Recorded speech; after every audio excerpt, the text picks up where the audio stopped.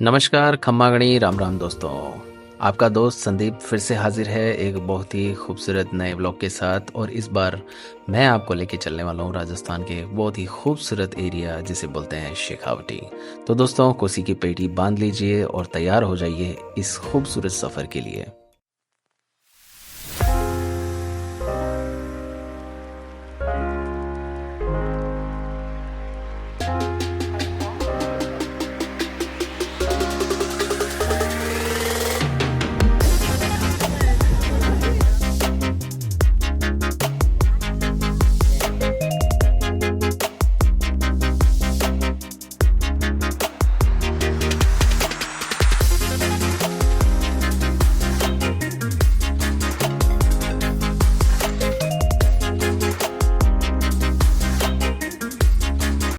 दोस्तों, यूँ तो राजस्थान में पानी की कमी है, मगर यहाँ खुशियों और रंगों की कोई कमी नहीं है।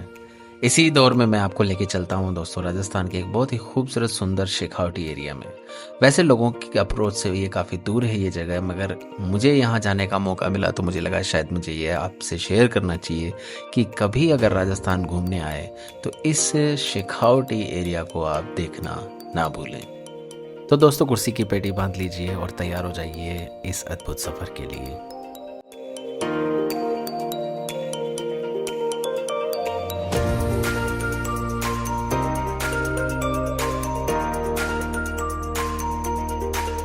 तो दोस्तों, हुआ यूँ कि मुझे मौका मिला एक बहुत ही ख़ास इवेंट का हिस्सा बनने का, जहाँ चीफ गेस्ट जो थे भारत के वाइस प्रेसिडेंट श्रीमान धनखड़ साहब थे। और ये मेरे लिए एक मौका था कि इवेंट के साथ साथ मैं राजस्थान को एक बार और एक्सप्लोर करने निकलता।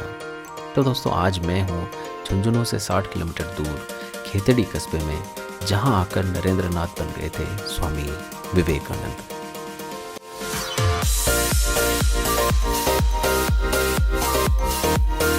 दोस्तों, खेतड़ी दो चीज़ों की वजह से बहुत ख़ास हो जाता है। सबसे पहला है यहाँ की कॉपर रिजर्व, जो राजस्थान की सबसे बड़ी कॉपर माइंस है, हिंदुस्तान कॉपर लिमिटेड।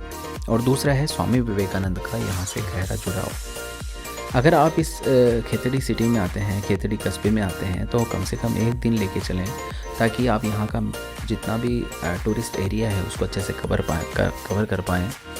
जिनमें से कुछ मंदिर हैं यहाँ के, कुछ बावड़ियाँ, तालाब हैं, और पहाड़ के ऊपर बना हुआ एक बहुत पुराना किला है। और इसके अलावा है एक बहुत ही सुंदर यहाँ का म्यूज़ियम।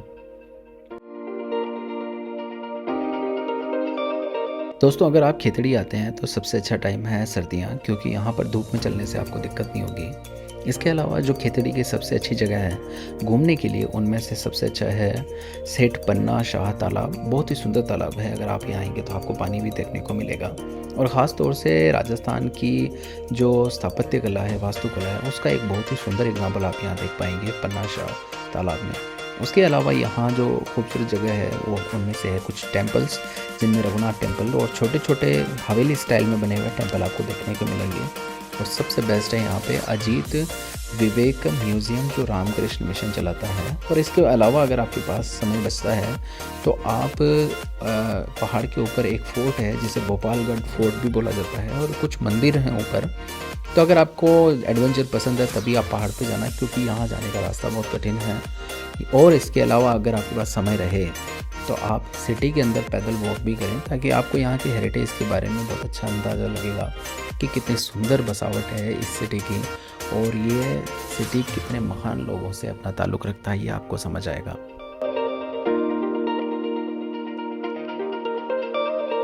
दोस्तों, खेतड़ी के अंदर एक जगह जिसने मेरा सबसे ज़्यादा ध्यान खींचा है वो है अजीत विवेक म्यूज़ियम, जिसे भारत सरकार की हेल्प से अभी रिसेंटली रिनोवेट किया गया है। और ये वही ऐतिहासिक जगह है जहाँ किसी समय पर स्वामी विवेकानंद अपने दोस्त और शिष्य राजा अजीत सिंह के साथ रहा करते थे।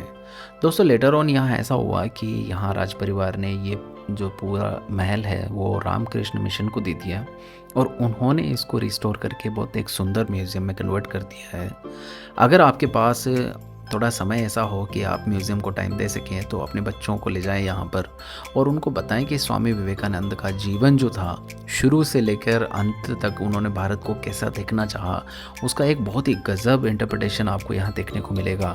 इवन मैं एक ब्लॉग पढ़ रहा था कि कैसे उन्होंने इस म्यूज़ियम को डिज़ाइन किया। हर एक स्टोरी को बताने का तरीका यहाँ बहुत इंटरेस्टिंग है और बच्चों को तो बहुत पसंद आएगा ये तरीका, अगर वो स्वामी विवेकानंद के बारे में ज़रा सा भी जानने की इच्छा रखते हैं।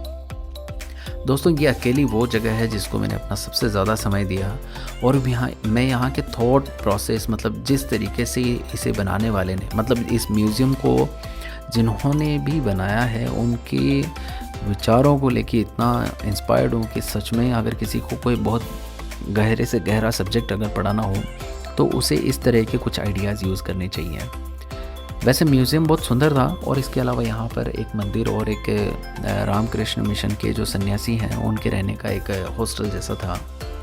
मंदिर के अंदर यहाँ पर ठाकुर रामकृष्ण परमहंस और माँ शारदा और स्वामी विवेकानंद का एक मंदिर है जहाँ साधक लोग साधना करते हैं। और इसके अलावा यहाँ पर एक आर्टिफिशियल एक झरना बनाया हुआ है, मतलब एक लैंडस्केप है जहाँ पानी बहता रहता है ध्यान के समय में। तो काफ़ी इंटरेस्टिंग लगा। इवन कैंटीन भी है यहाँ पर जहाँ बैठ के आप चाय कुछ स्नैक्स वगैरह भी ले सकते हैं और आप केवल इस म्यूज़ियम के लिए भी खितड़ी जा सकते हैं दोस्तों।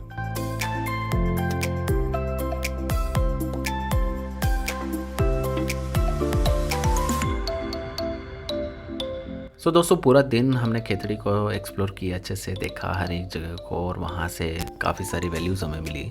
उसके बाद शाम होने वाली थी तो थोड़ा टाइम था, सोचा कि क्यों ना ऊपर पहाड़ के ऊपर जो एक बहुत ही गज़ीबो स्टाइल एक फोर्ट दिख रहा था उसे जाके देखा जाए। तो असल में इस फोर्ट का नाम था भोपालगढ़ और ये पहाड़ी की खेतड़ी से नीचे से दिखता है और पहाड़ी पर आपको जाना पड़ता है। अगर आप अच्छे ड्राइवर हैं तो अपनी गाड़ी खुद ले जाएं, अदरवाइज़ थोड़ा सा पूछ के ही जाएं किसी से कि ऊपर तक कैसे पहुंचा जाए। इवन मुझे तो बाइक के हिसाब से भी काफ़ी टफ रोड लगा। लगभग 3 से 4 किलोमीटर का रास्ता होगा ऊपर पहुंचने का और काफ़ी स्टिफ चढ़ाई है दोस्तों। और थैंक्स टू ड्राइवर, जो हैवी ड्राइवर मेरे साथ थे और उन्होंने लिटरली बहुत गजब गाड़ी चलाई और ऊपर टाइम से पहुंचाया मुझे। और ऊपर पहुंचने के बाद वैसे ऐसा कुछ भी नहीं है जहां पर कोई टिकट हो और आप उसको ख़रीद के कुछ जगह देख पाएँ। वीडियो में आप देख पा रहे हैं कि बिल्कुल अंदर जाने पर आपको जब प्लेन एरिया आ जाता है, पहाड़ का जो टॉप मोस्ट एरिया है वहाँ पर खंडर है सारे के सारे और मोस्ट ऑफ जो प्रॉपर्टीज़ हैं वहाँ की वो मोस्ट ऑफ कोर्ट केसेस के अंदर हैं, क्योंकि इनकी कोई भी मिल्कियत किसी के पास नहीं है इस टाइम पे। तो अगर आप ऊपर जाते हैं तो बस एक चीज़ है कि वहाँ एक हनुमान जी का मंदिर है, वहाँ आप बैठकर थोड़ी देर सनसेट देख सकते हैं, भगवान का नाम ले सकते हैं और उस मंदिर के बहाने आप उस प्रॉपर्टी के अंदर एंटर कर सकते हैं। इस मंदिर पर पहुंचने के बाद छत पर हम थोड़ी देर गए और वहाँ पर बैठकर हमने कॉपर माइन और बाकी जितना बड़ा एक पेनोरमिक जो व्यू था वो हमने देखा और सोच के बड़ा हैरानी भी हुई कि इतनी बड़ी प्रॉपर्टी को किसी भी तरीके से यूटिलाइज़ नहीं किया जा पा रहा है। तो ऑल द टाइम ठीक था। आई थिंक मानसून के अंदर ये जगह थोड़ी ज़्यादा अच्छी लगती होगी और यहाँ थोड़ा टाइम बिताने के बाद, सनसेट देखने के बाद फिर टाइम था आगे बढ़ने का, जिसमें हमने प्लान किया कि आज रात खेतड़ी में ना गुजार के और झुंझुनू चला जाए और झुंझुनू से भी आगे कुछ अच्छे हमने पॉइंट सोच लिए थे। तो सोचा कि क्यों ना वहाँ जाकर रात बिताई जाए।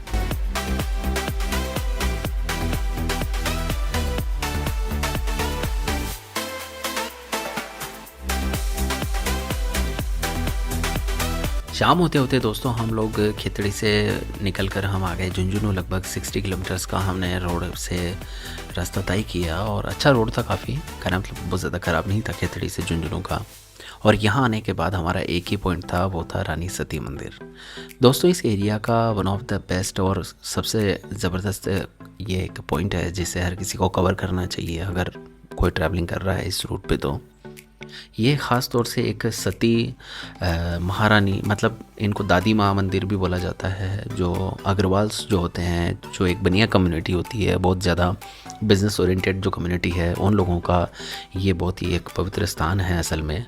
और कहा जाता है कि बहुत समय पहले यहाँ से एक महिला जो थी उन्होंने अपना आत्मदाह करके सती बन के इस स्थान को जागृत किया है तो अगर आप इस एरिया में आते हैं तो ये जगह भी देखने लायक है, बहुत सुंदर है रात के समय में ख़ास तौर से, और उससे भी ज़्यादा है अगर नवरात्रि वगैरह हो तो यहाँ पर बहुत सारी भीड़ देखने को मिलती है।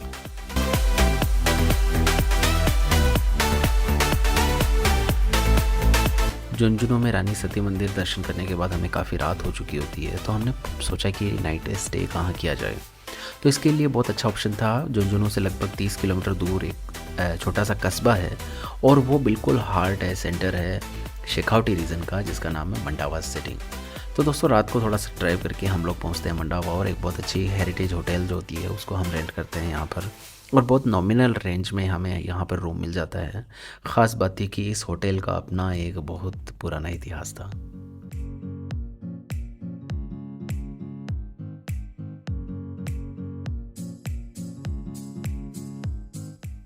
तो दोस्तों स्वागत है होटल हेरिटेज मंडावा, एक बहुत ही खूबसूरत प्रॉपर्टी मंडावा कस्बे के अंदर, जहां सुबह उठते ही हमें हमारे होटल स्टाफ ने बहुत अच्छे से हमें होटल का एक टूर करवाया, सारी पेंटिंग के बारे में समझाया और उस लेगेसी के बारे में बताया जिन लोगों ने कभी इस हवेली के अंदर अपना टाइम बिताया था। होटल को देखने के बाद सच में एक बार के लिए तो लगा कि यार हमारा देश अपने आप में कितना खूबसूरत है, जिसको हमें अच्छे से देखने की, घूमने की ज़रूरत है, और लोग बात करते हैं बाहर जाने की। सो दोस्तों होटल में अच्छे से हमने ब्रेकफास्ट किया, लंच किया, इसके बाद हमारा पूरा टूर करवाने के बाद अब हमें निकलना था मंडावा सिटी के लिए, जहाँ पर हमें अलग अलग साइट्स को देखना था। और इस तरह की कई हवेलियाँ हैं जिनको रिस्टोर किया गया है कुछ ही टाइम पहले, और उनको होटल्स में कन्वर्ट किया गया है। सो यहाँ से फ्री होने के बाद, पूरा अच्छे से फ़ोटोग्राफी करने के बाद, हाँ ये बात ज़रूर है कि ये हवेलियाँ बहुत ही फ़ोटोजेनिक है। अगर कोई अपने वीडियो शूट करते हैं तो उनके लिए तो यार सच बताऊँ बहुत ही बेस्ट लोकेशन है।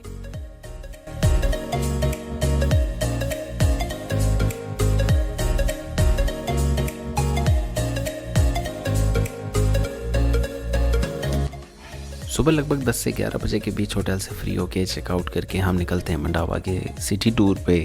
और निकलने के बाद लगता है यार ये जगह तो कितनी फ़ोटोजेनिक है, कितनी बॉलीवुड मूवीज़ के अंदर इस जगह के बारे में मैं देख चुका हूँ। ख़ास तौर से अभी कुछ मूवीज़ आई थी जिनके अंदर पीके, बजरंगी भाईजान, शुद्ध देसी रोमांस और जब वी मेट, डोली की डोली, इस तरह की कुछ मूवीज़ के अंदर इस सेट को यूज़ किया गया है। और ख़ास तौर से अभी कुछ सीरीज़ भी आ रही है नेटफ्लिक्स और बहुत सारी वेब सीरीज़ के ऊपर, जहाँ पर इस तरह के एरिया की शूटिंग है। ख़ास तौर से यही सिटी की शूटिंग कई सीरीज़ के अंदर देखने को मिलती है आजकल। सो यहाँ आने के बाद तो बड़ा इंटरेस्टिंग लगा कि यार इन चीज़ों को तो हम कई बार टीवी पे देखा करते हैं और आज हम लाइव इन गलियों में हैं। मगर दोस्तों कुछ बात तो है इस सिटी के अंदर कि यहाँ की वाइब्स बहुत डिफरेंट है। बहुत पुरानी सिटीज़ है, लगभग सिल्क रूट कभी हुआ करता था। तो जितनी बनिया कम्युनिटी होती है जो ट्रेडिंग करती है, जो बिज़नेस करती थी, उनकी फैमिलीज़ यहाँ रहा करती थी। और ये बिल्कुल अपोजिट है उन कम्युनिटीज़ से, जैसे राजस्थान के बाकी एरियाज़ में राजपूत्स रहते हैं। तो यहाँ ये पूरी जो सिटी है ये ख़ास तौर से ओरिएंटेड है बिज़नेस को लेके। तो यहाँ जो भी हवेली है वहाँ एक अलग तरह का टायर, अलग तरह का एक आपको सेटअप देखने को मिलेगा कि कैसे बड़े सेठ लोगों के घरों में किस तरीके से घरों का रहने का एक कस्टम ट्रेडिशन हुआ करता था।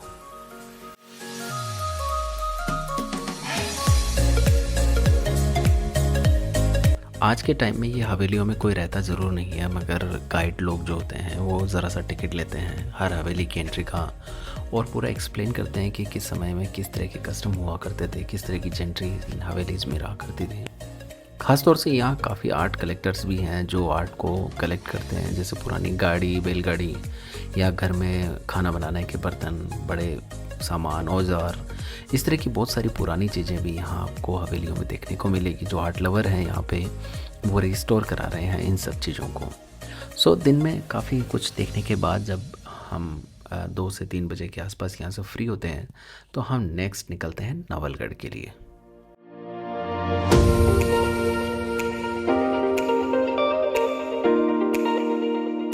तो दोस्तों मंडावा को अलविदा करते हुए हम निकलते हैं आगे जयपुर की ओर और पहुंचते हैं दूसरे सुंदर जगह पे जिसका नाम है नवलगढ़।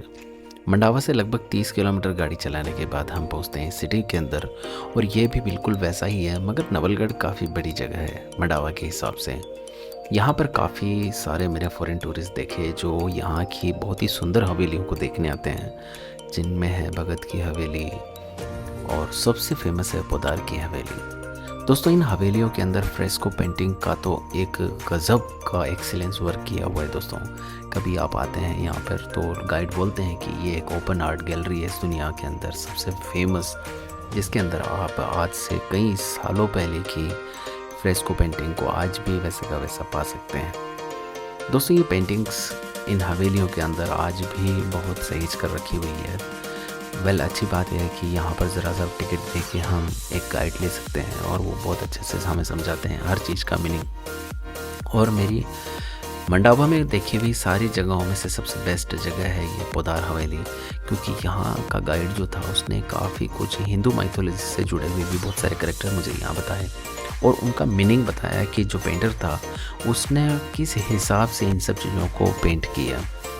दोस्तों हमारा जो कल्चर है, हमारा जो आर्ट है, वो इसी के ज़रिए ही समझ में आता है कई बार जब आप घूमने निकलते हैं और बस ही आप गाइड से चिपके रहते हैं और सुनना जानना चाहते हैं कि इन सब चीज़ों को अलग अलग लोकेशन में ही एक ही घर में अलग अलग लोकेशन पे बनाने का क्या कारण है और उसका डीप मीनिंग क्या है।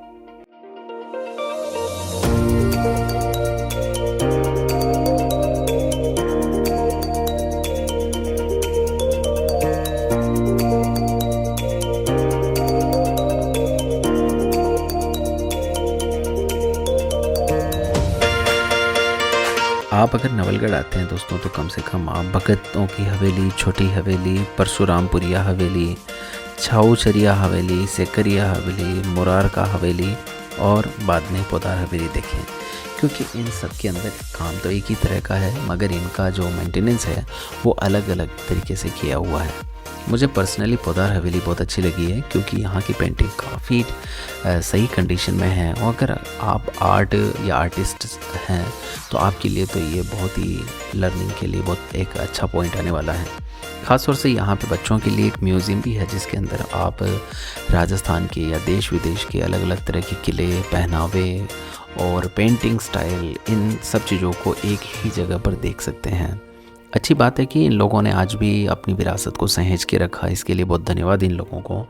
हमारे दिए हुए पैसे जो टिकट के लिए वो तो कुछ भी नहीं है दोस्तों, ये विरासत बची भी होनी चाहिए आज हमारे लिए, ताकि हम आने वाली जनरेशन को यही सब चीज़ें दिखा सकें कि हमारा कल्चर कितना रिच हुआ करता था। ख़ास तौर से वो बच्चे जो पढ़ाई कर रहे हैं कई तरह के एग्ज़ाम के लिए, तो जो चीज़ें वो बुक्स में पढ़ते हैं तो वो लाइव यहाँ भी देख सकते हैं कि कौन सा पहनावा, कौन सी पेंटिंग, कौन सा किला, कौन सी चीज़ किस तरीके से बनाई गई है आर्ट की नज़र से, तो उसके लिए तो सच में ये एक बहुत टर्निंग पॉइंट साबित हो सकता है।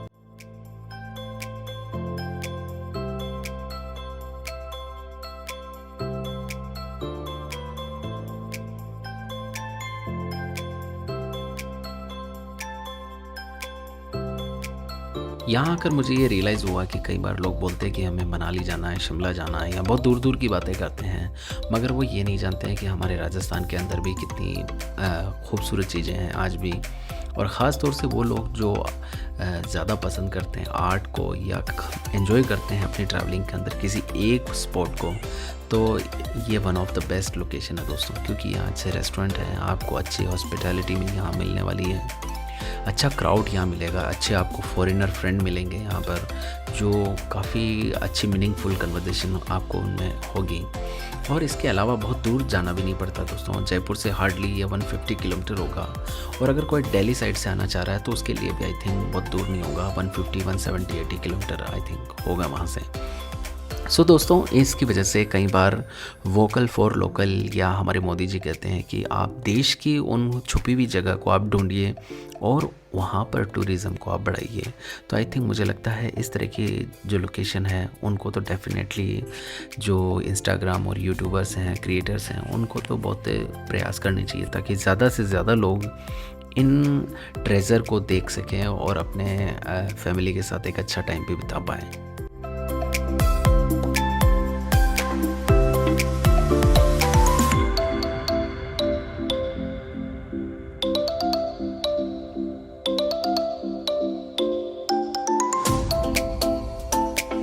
सो दोस्तों ये था मेरा 3 दिन का एक बहुत ही मेमोरेबल ट्रिप जिसके अंदर मैं जयपुर से गया खेतड़ी, वहाँ मैंने एक पूरा दिन गुजारा। उसके बाद मैंने नाइट स्टे किया मंडावा में एक हेरिटेज होटल के अंदर, और फुल डे मैंने मंडावा एक्सप्लोर किया। नेक्स्ट डे मैंने देखा नवलगढ़, और इसके बाद मैं पहुंचता हूं सीकर होते हुए जयपुर अपने घर।